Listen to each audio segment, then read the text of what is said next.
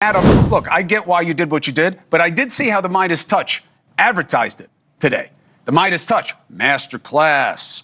Look how he destroyed. Look how he exposed the Nazi Was there anything unfactual about what I said? Can you name one unfactual thing? No, I'm talking about how it was hyped. What you said was all true. Wait, the Midas Touch tweet, I promise you, the Midas Touch tweet was a transcript of our wording, and then the owner of Midas Touch said, Adam Mockler put on a masterclass because this is a guy who supports me, and he thought I did a good job. But this is not us trying to spin. I know, but it's not a masterclass because what that suggests is this is how you take them down.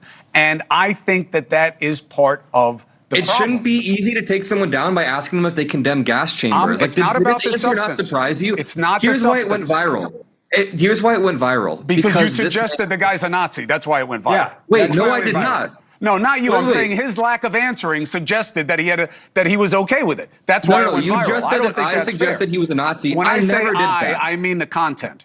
Not you. Okay, wait. You weren't. This went viral based on the actual bearings of the clip. He was acting very, very, squirmy when I asked him a very simple question. And then you know what happened? Stephen A. Smith immediately said, "Hell yeah, I condemn it." And then even he said, "I condemn it." So then I brought it back and said, "You can condemn this, right?" The idea that I spun this to go viral is not true whatsoever. No, I'm not you. I'm talking about how the Midas Touch used it, which is how they should use it, because that's what trips the algorithms. Really quickly, can I respond to one more thing? Adam, if I had a problem with you, and I'll give you the last word. If I had a problem with you, we wouldn't be talking right now, right? I would have just called you up and said, "Here's why we're done." Yeah.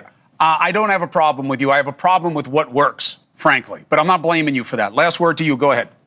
Yep, the clip that you're referring to about the master class, I was actually talking about the algorithm theory that I have, so it was a bit different than me just owning him. I don't want to turn this into a partisan tit for tat. I think that Ben and I actually agreed on some solid stuff. We want to tone it down. I just think that, as you pointed out, when Ben tries to point at Democrats not condemning this, it's very easy to point at J.D. Vance. Like, this is a high position of power. This is the vice president. And when he's playing games and not strongly condemning this, it creates the permission structure for young men my age who are already confused and have a lack of moral clarity. A lot of young men. Chris, let me say this about JD. I got to jump. Go ahead, Ben.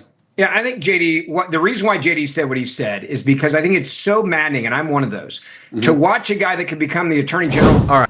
Yeah, you don't need to hear the rest of what Ben Ferguson was about to say. He was just gonna gaslight you, make up some bullcrap excuse, apologizing for racists and bigots, and trying to mislead you and gaslight you, like they were actual just teenagers, which also doesn't give them an excuse to be bigots and racists.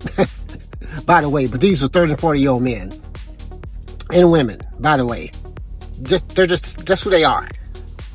The reason they're making excuses for them is because they know that that's a large section of the party.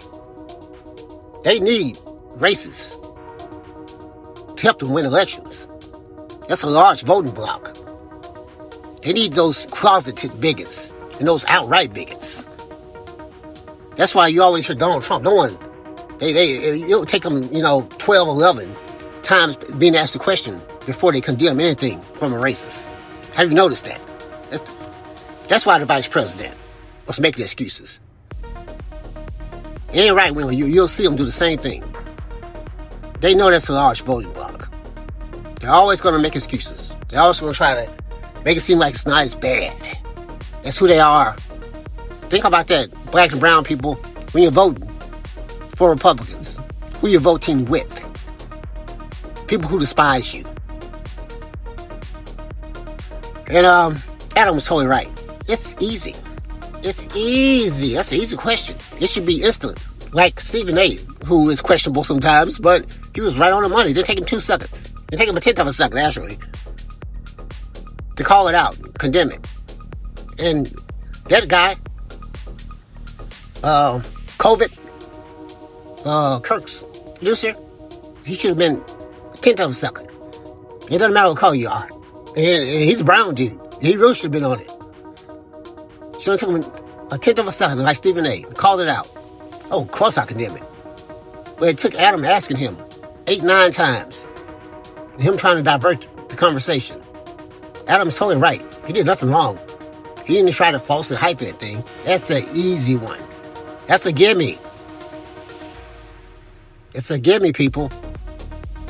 Cuomo gets drives me mad with this 50-50. Going back to the CNN days with this 50-50 crowd. Come on, man.